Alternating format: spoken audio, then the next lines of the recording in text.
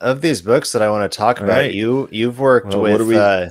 artist Oh, Stefano. I'm gonna try it my hand at his name. Stefano Cardoselli. Yeah, Yeah, Stephano. Yeah, that's yeah, another Italian artist. Luigi's. There's a lot of talent coming out of Italy. that's awesome. Yeah. No, that's great to know. Yeah. So he did Space Cadet with you and Caffeinated Hearts. Yep, that's actually our second and third books together. We did another one a few years back called Freak Show Night as well. That was published by Second Sight Publishing. But yeah, a Space Cadet and Caffeinated Hearts both came out last year, and super proud of those two books. Again, Space Cadet was our all ages book, and Caffeinated Hearts was our slice of life. So yeah, because Space Cadets put out by like Scouts, like all ages. Scoot, right? is that what it Scoot. is? Yep, they're Yeah, all ages. Scoot. Yeah. Yeah. Funny.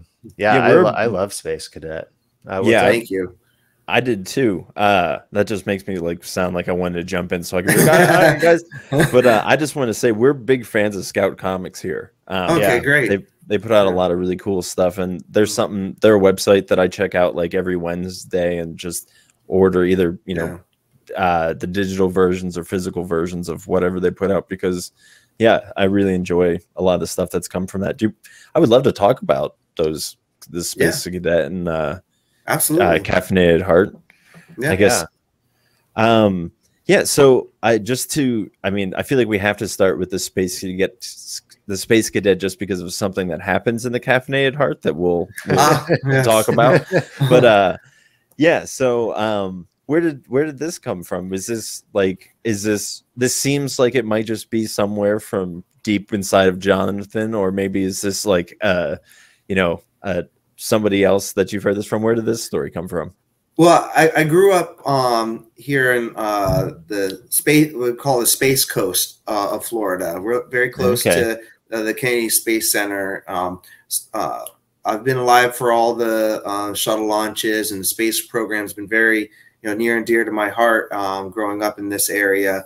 So when you live in this area and you're a kid, and when the space program, there was a long lull where there wasn't no launches, but you feel like you could be part of it. Everyone's wants to link themselves to the space program, like, because they're proud of it so much. From the people that are like mopping the floors at the visitor, the tourist traps and stuff like that, to the actual astronauts themselves. It's something to be very proud of. And so growing up, you think you can be an astronaut, and you can. You absolutely can.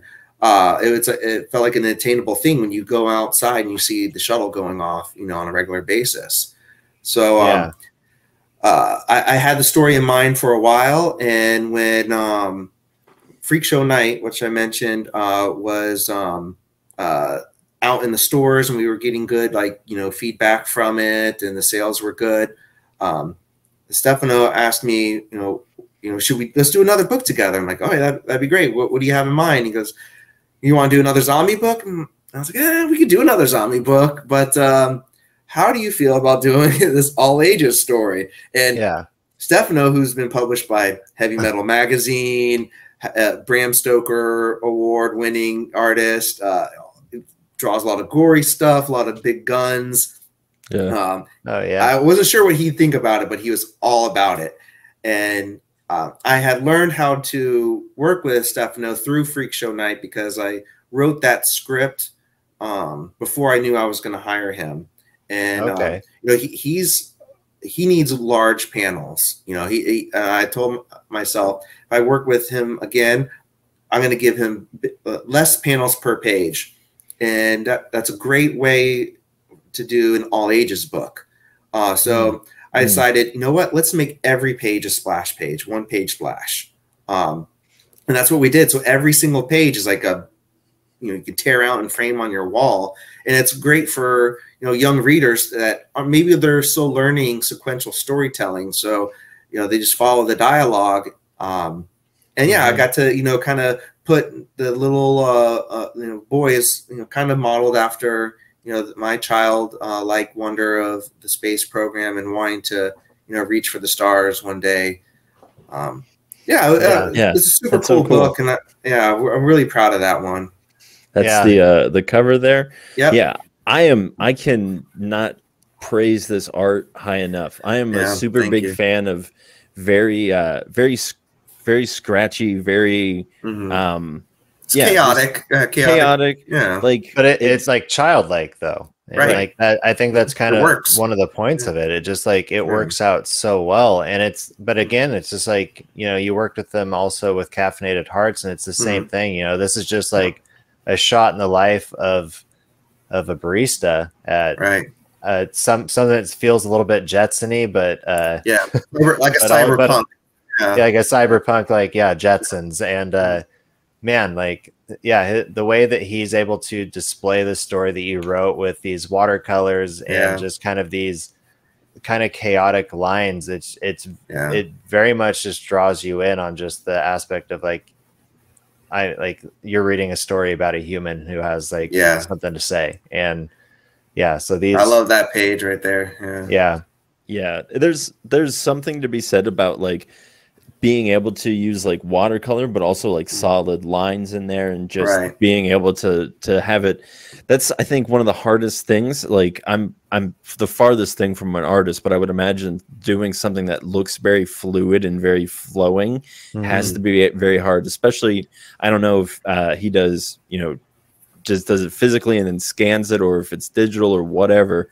But I couldn't imagine a harder task than making things like flow like they do. And I just think, just looking at it, it's amazing to see the colors overlap, and it looks like you want to say clouds, but they're not clouds, because I don't think the moon has clouds. It's just like different parts of vibe, like an atmosphere. I'm a big fan of the art. I thought the story was, again, like super inspirational, and I wanted to say this earlier when we were talking about comic lengths and how many issues they should be and whatnot, but I'm a big fan of I really like reading like collections of short stories, and just reading one story or just reading two stories. I think it's great when you can just jump in and just get a slice of life, and again, that's why I like a lot of the comics that I do, because you just jump in. Not everything needs to be set up, like I don't need to know about this kid's dad necessarily, or like the bully at schools. I get it. It's all set up, and that's, again, a great thing that art does, and definitely this art does as well, is like using the background to tell the story as well. And that was the same thing with Dream Masters. Just being able to use the background to relay that narrative is so cool. I get it too.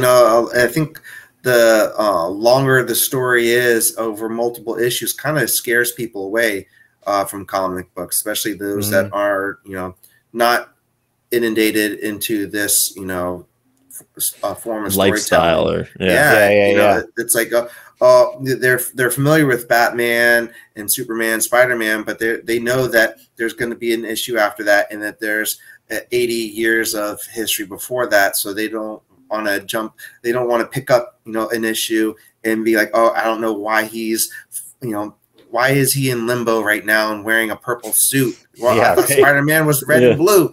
I thought he was swinging around Manhattan all the time. Oh my gosh.